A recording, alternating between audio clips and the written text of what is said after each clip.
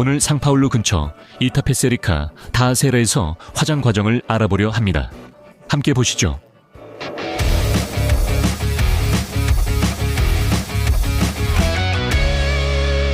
여러분께 솔직히 말씀드리자면 이 영상을 촬영해야 할지 많이 고민했습니다.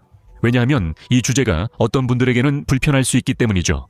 하지만 이 이야기에는 중요한 점이 두 가지 있다고 생각합니다. 첫째, 점점 더 많은 이들이 화장을 선택하므로 그 과정을 이해해야 합니다. 둘째, 죽음도 삶의 일부입니다. 우리가 언젠가는 반드시 겪게 될 유일한 일이라는 사실이죠. 그러니 이 문제를 좀 더 담담하게 받아들이는 게 좋겠습니다. 우리가 방문할 화장장은 2006년 개장 이후 15,000건이 넘는 화장을 했습니다. 전체 과정을 따라가기 위해 저희는 빈 관을 준비했습니다. 안에 시신은 전혀 없고요. 참고로 이 관은 화장용으로 제작된 친환경 관입니다. 이 관은 금속 부품이 거의 없고 화장 전 모두 제거됩니다. 시신은 엘리베이터로 의식방까지 옮겨집니다.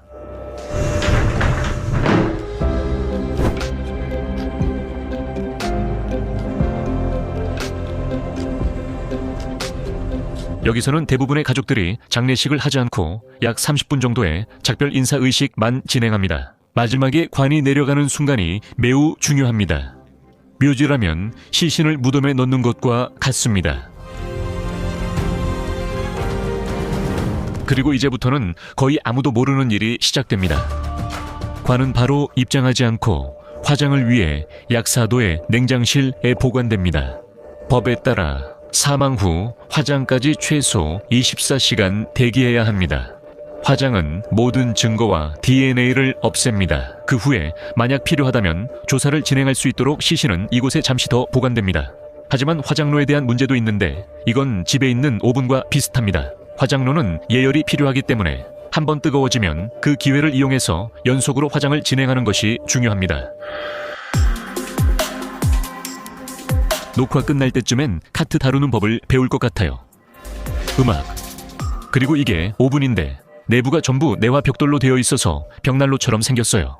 그리고 주방에서 쓰는 것과 같은 액화석유가스 가스로 작동합니다. 불꽃은 사람의 가슴 높이쯤에서 나오는데 그곳이 인간의 몸에서 가장 질량이 많은 부분이에요.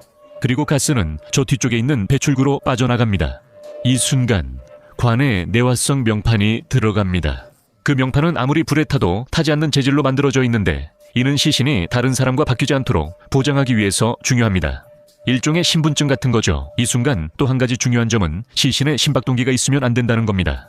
그 기기 안에는 배터리가 들어있는데 화장로에서 화장할 때 그 배터리가 폭발할 수 있기 때문입니다. 또한 고인이 착용한 금리, 귀걸이, 목걸이 등 금속 액세서리도 함께 화장될 수 있습니다.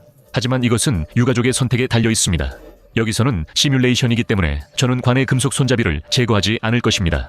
이 시점에서 화장로는 이미 매우 뜨거울 것이고 저는 방열 보호복을 착용해야 합니다. 자주 받는 질문 중 하나가 여러 시신을 한꺼번에 화장하냐는 건데 화장로에는 관 2개도 들어가지 않습니다. 혹시 의심이 남지 않도록 유가족이 지켜보고 싶으면 허용합니다. 관, 옷, 안감 등 모두 동시에 태워집니다.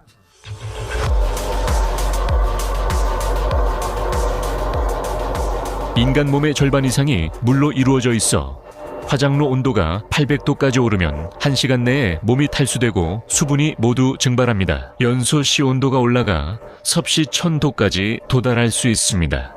이 과정에서 발생한 가스들은 여기 아래쪽을 지나면서 2차 연소를 거치고 그 다음에 몇 개의 필터를 통과한 후 대기 중으로 방출됩니다. 화장 과정은 시신 무게에 따라 2-3시간 걸릴 수 있습니다.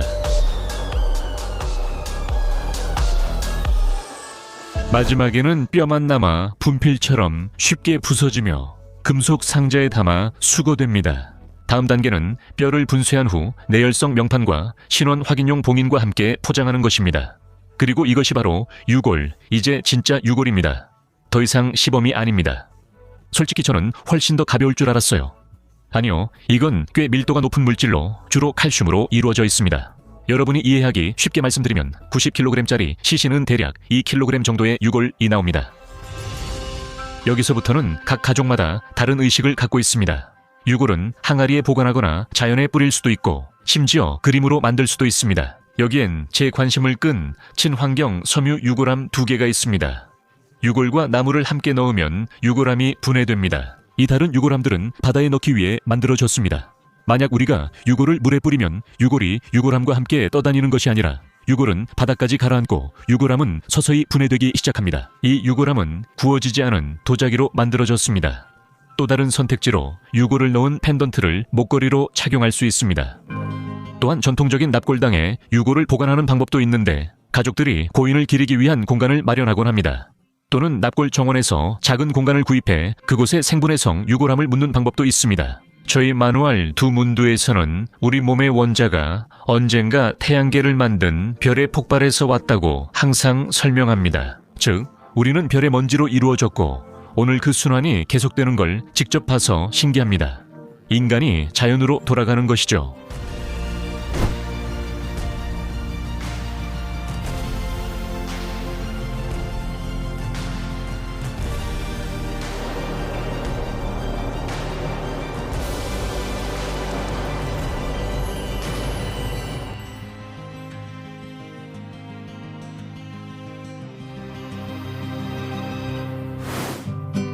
이 영상처럼 관의 여정을 처음부터 끝까지 따라갔습니다. 카드의 영상을 클릭해 관 공장 작동 과정을 보는 것도 흥미로울 거예요.